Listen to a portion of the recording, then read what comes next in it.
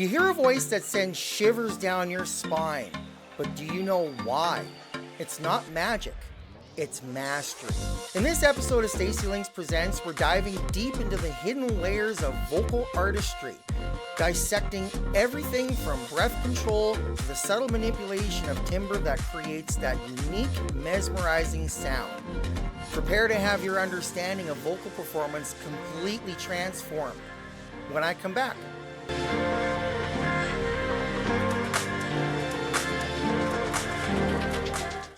Alright, so welcome to my channel. I'm Stacy, and in this episode of Stacy Links Presents, I will be deconstructing the art of the vocal performance. I will talk about 5 main points that work towards tuning and perfecting the voice, and techniques that singers use to create dynamic and powerful vocal performances that punch the emotion. Being a lifelong singer myself, and also a songwriter and recording artist, I have some experience in this area, so I will go from my own experience as I go through all of these points. The 5 points that I plan to cover in this episode are the invisible engine, breath support. Second one, the singer's signature, timbre and resonance. Third, sculpting the sound, phrasing and articulation. Fourth point, emotional alchemy, dynamics and expressivity. And lastly, the 5th point will be the master weaver, consistency and longevity. But before I start, make sure you go down and hit that subscribe button if you're not subscribed to my channel already, especially if you're a member of the LGBTQIA+ community or even just an ally.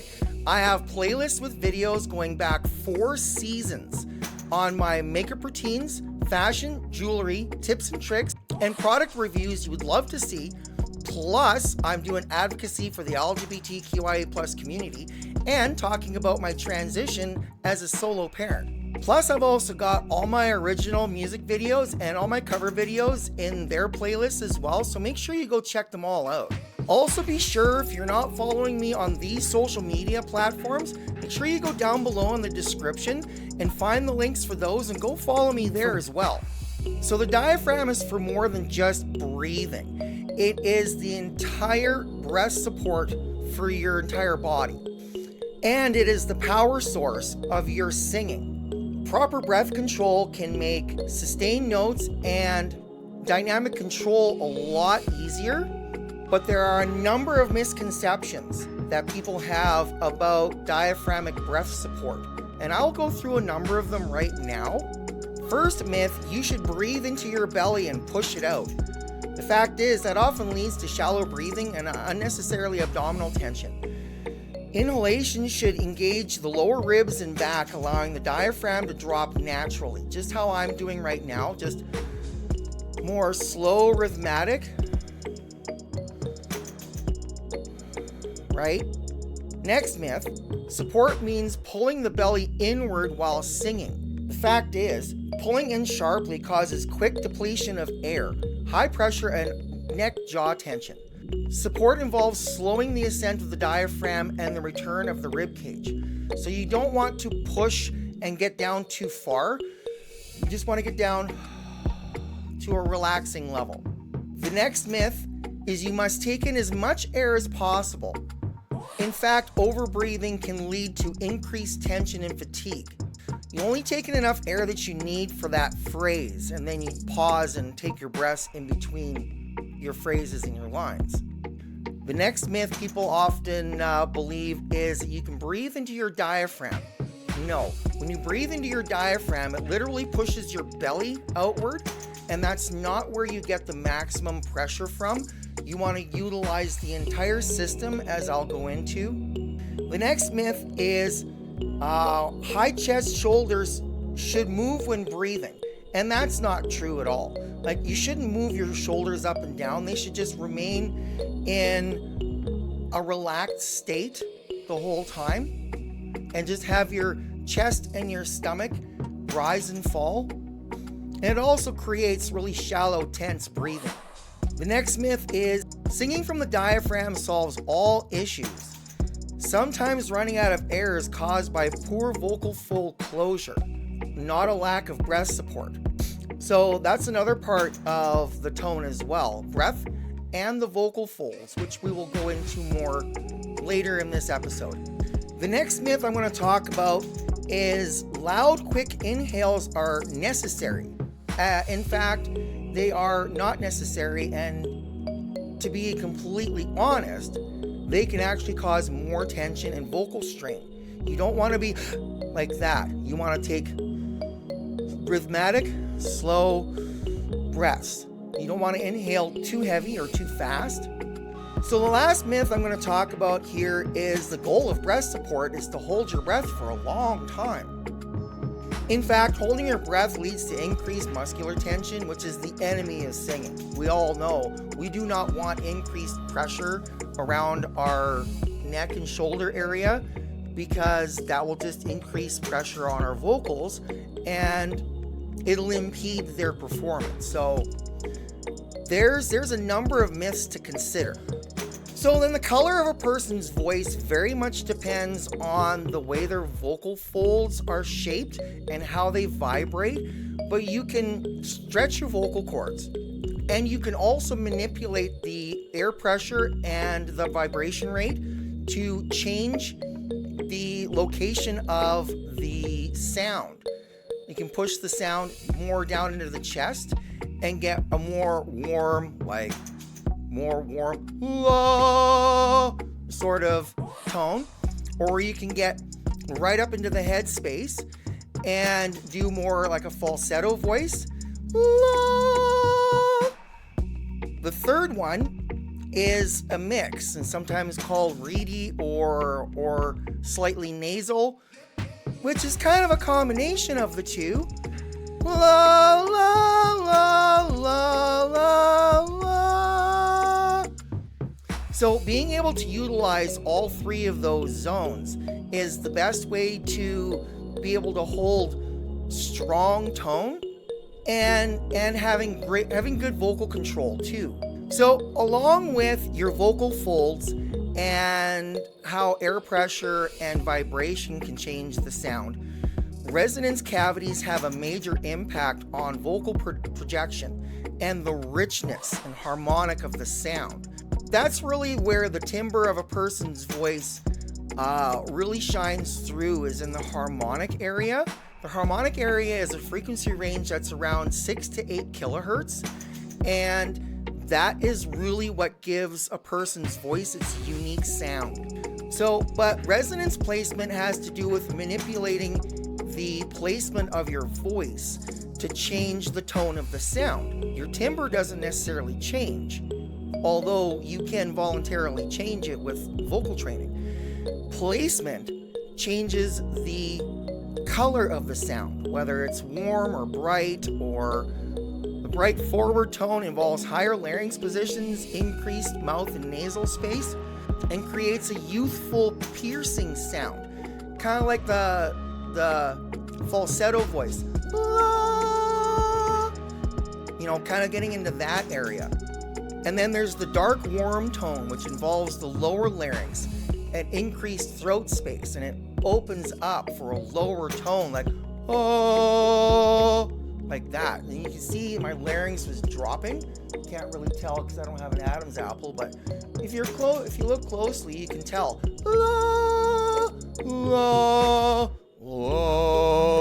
You see how my larynx goes up and down with each change in the pitch?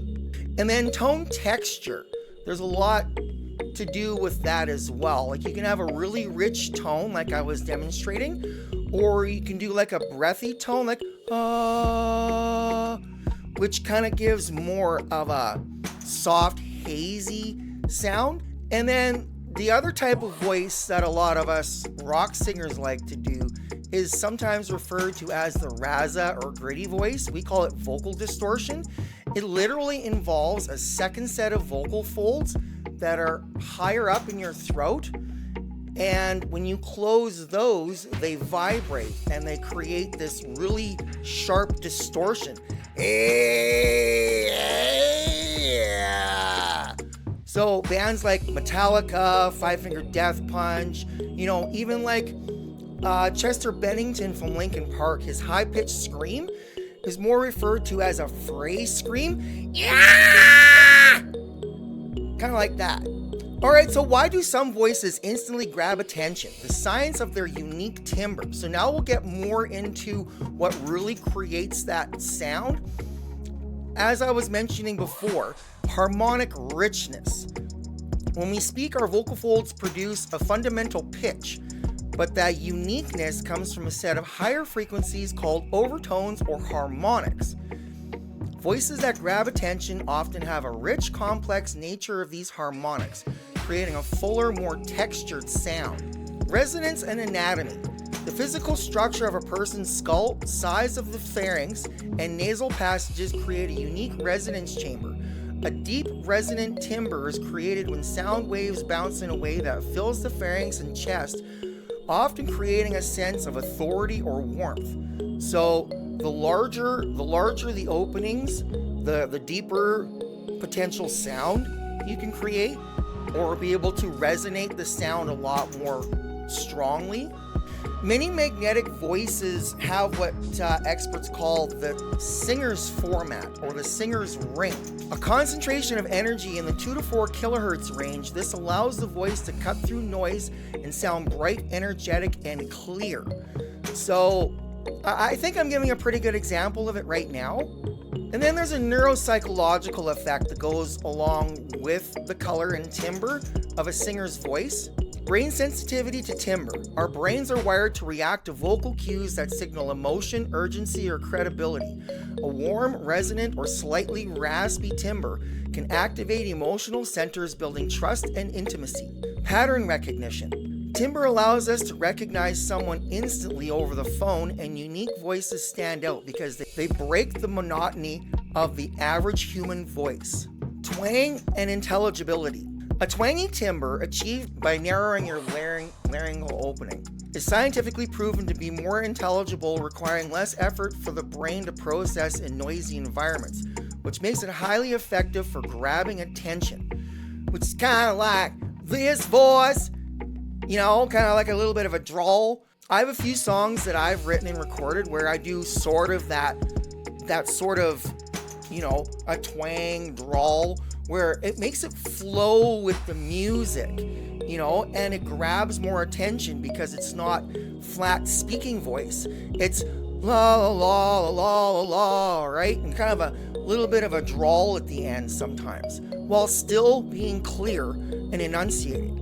Key characteristics of compelling timbre: breathy, vulnerable, a soft, airy voice where slightly more air passes through the vocal folds, signals intimacy or vulnerability, grabbing attention through personal connection. Like if I was to sing like this would be more of that sort of sound. So it kind of brings more of a softness, closeness to the vocal itself. And then you have the deep, rich, velvety, smoky type voices that are kind of down here, and they're like, oh yeah, with that little bit of the throat distortion in there as well, and it's associated with trust and authority. So I also use the example of the band Five Finger Death Punch, how they use that low raspy voice really, really well along with the operatic vocal. A lot of bands do that. A lot of rock bands have been doing that. Operatic, classical vocal, along with the throat distortion. Really grabs the attention. Bright or resonant. Voice with a high spectral energy, often described as bright or sharp, is associated with energy and enthusiasm. It's kind of like, like that really strong, high-pitched voice can really grab attention as well. Behavioral tuning. While timbre is based on anatomy, it can be manipulated, as I mentioned before, by technique. Like moving the placement of the voice between the nose and the chest up and down can change the timbre in your throat. Sometimes manipulating the throat itself can change the timbre of your voice. Proper diaphragmatic breathing allows for a steadier, more resonant voice, where shallow breathing creates a thin, tense timbre. So when you're hearing my speaking voice right now and all the demonstrations that I've done, except for maybe a few that I was showing other techniques. I'm showing my strong voice. This is literally coming right from where the solar plexus area is. So you breathe into that part of your chest and you're going to push in and up when you're trying to produce a sound. Ultimately, the most captivating voices feel human, carrying a mix of physical resonance and authentic emotion, allowing them to stick in your memory rather than fading into the background. So articulation is a very big thing when it comes to vocal melodies and developing vocal performance. And articulation and phrasing are the things that will really draw in a listener to a vocal performance. So dynamics and vocal coloring usually involve stuff like volume and pitch control, vocal coloring, adjusting the timbre of the voice, using a warmer, rounder tone for comfort or a harsher, thinner one for fear, allows the singer to reflect different moods within a story. Volume allows to increase and decrease tension, to slow things down for a softer vocal, or speed it up or increase the energy with a stronger, louder vocal. And another thing is the bubble technique, and it's one thing that is very common amongst really good singers who can write, intricate vocal melodies. The bubble technique involves using a small crescendo followed by a decrescendo. In other words, la, like that, where la, or just all in sequence, la, life. It gives it a little bit of life in the song itself. And I have a number of songs where I've done that. Usually at the end of a phrase is where it's well placed, and you're gonna crescend and then descend in pitch, and that really gives it that texture. So another thing that great vocalists can do is temporal manipulation. That's with regard to timing. So sometimes what pop rock singers will do is they will delay the entrance of their first line until after the beat, and they'll sing slightly off beat but still be in time. So the majority of the phrase will be timed, and then they'll delay the start. And sometimes what I'll do is I'll actually start early and roll into the line. So there's two slightly different techniques. Pushing and pulling tempo. While keeping a steady underlying beat, vocalists might stretch or shorten specific phrases, speeding up or slowing down to create tension or highlight a specific word. Something that I've done often as well in my songwriting is put a whole bunch of stuff together so I can stretch out one word. Especially stretching out words at the end of phrases really adds emphasis to that. The power of silence. Rests are not just pauses. They are active components of the story. A well-placed pause can create suspense or a moment of reflection. Textual and verbal emphasis. Singers will often read their lyrics out loud as a poem or monologue to identify natural accents and emotional highs before adding music. I usually have a vocal melody in mind as I'm writing, and then I'll figure out music to go with it. Consonant and vowel manipulation. Emphasizing consonants, making them sharp or gentle, adds texture, while holding a vowel sound longer to express longing or sadness is a common storytelling tactic. Again, I've done it in my own music. Singers might use techniques like vocal fry, a raspy low-frequency sound, or a breathy lisp at the beginning or end of a phrase to add the sense of raw realism or dramatic flair. Now, one demonstration that I can do is like coming into a chorus like and then smoothing out into a clean vocal. There's quite a bit of music out there that has this sort of example in it as well, so you can hear it pretty much anywhere. Singers will often use breathing in part of their storytelling. Rather than just taking a breath to survive, skilled singers plan breaths to coincide with natural phrasing of the lyrics, avoiding breaking a sentence in the middle.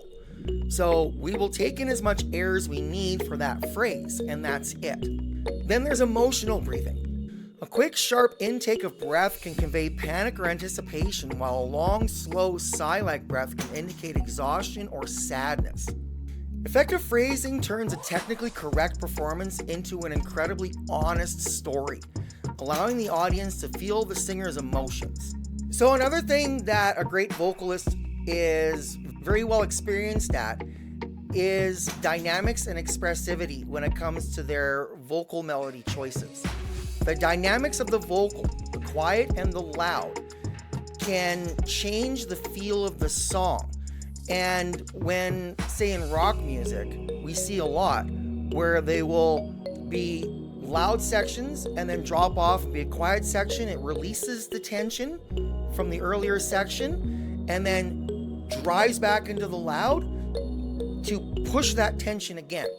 And I have several songs that I've written that do that as part of the bridge and the pre-chorus. So it's one of those things that, you give it hard, and then you drop it off, take a little rest, and then you hit it hard again, right? And that's what really draws the attention, is like you're hitting hard and then you're dropping off, and then the listener's like, oh, this is different, and then bang, right back into it. Perfect example is my song Modern Day Capitalist. So, and then having a connection with the lyrics really helps too. And, when you write your own music, you usually have a connection to the lyrics in one way or another.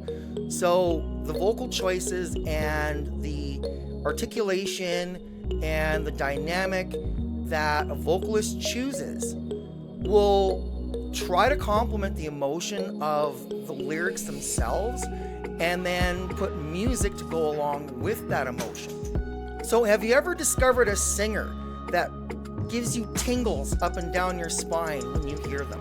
That is a resonance match between the singer's voice and your natural resonance pattern. When you hear these sounds that resonate, the harmonics that resonate with your harmonic pattern, it gives you what's commonly referred to as an ASMR effect. It gives you shivers up and down your spine, and it makes you feel tingly all over. No two people can have the same effect with the same vocalist like that, but oftentimes it does. And other factors too, not just the harmonic and resonance. It could be this vocal strength. It could be how it mixes with the music. There's a number of factors that could give a person that ASMR feeling from a vocalist's technique. For keeping up with a strong, healthy voice means continuing with vocal training. Great singers will continue vocal training even if they have their 5th, 6th album. If they want to continue singing and touring and stuff, they continue their vocal training. They do warm-ups, they have vocal coaches, but they also have the foundational tools already, and they have the endurance and longevity while they continue to do the vocal exercises that help keep their voice healthy. Just like any muscle, the larynx is a muscle. The more you work it, the stronger it gets. You must work it properly. If you work it the wrong way, you can damage your larynx, and sometimes permanently. So discretion when doing vocal training. Make sure that you have a reliable source for vocal training or hire a vocal coach. But I do have some recommendations for people who are getting started and want to just, experiment with vocal training and just do a few things on your own. I would start out with about 15 to 20 minutes, 4 times a week, doing different vocal exercises. You don't want to do really intense vocal training to start. You want to start out slow and gentle. You want to do like specific exercises, scales, arpeggios, and sirens is another one that was suggested online.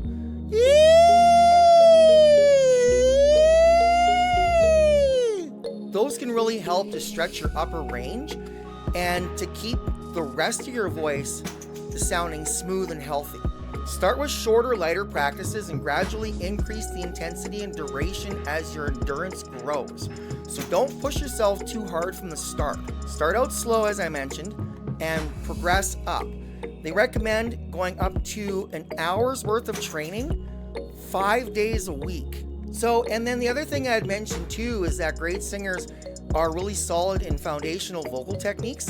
Like they understand about diaphragmatic breathing, and they don't improperly use their diaphragm. They breathe and push from the solar plexus, and they keep from shallow breathing. Another exercise is referred to as Soviet exercises, or semi-oculated vocal tract, where you use like lip trills, tongue trills, humming to balance airflow and reduce the impact on the vocal folds, like